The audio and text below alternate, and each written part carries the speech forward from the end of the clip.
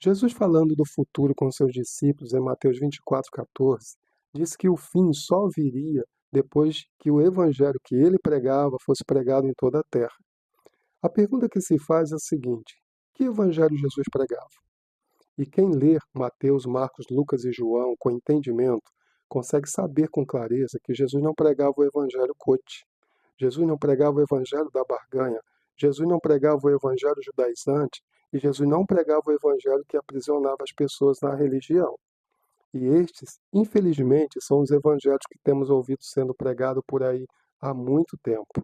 Mas graças a Deus, está sendo levantado um grupo de pessoas que está pregando o mesmo evangelho que Jesus pregava.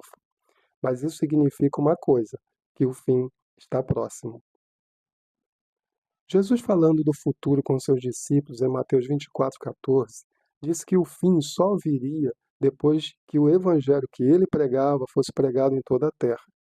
A pergunta que se faz é a seguinte: que evangelho Jesus pregava?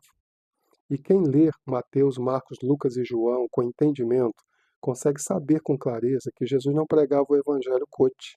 Jesus não pregava o evangelho da barganha. Jesus não pregava o evangelho judaizante.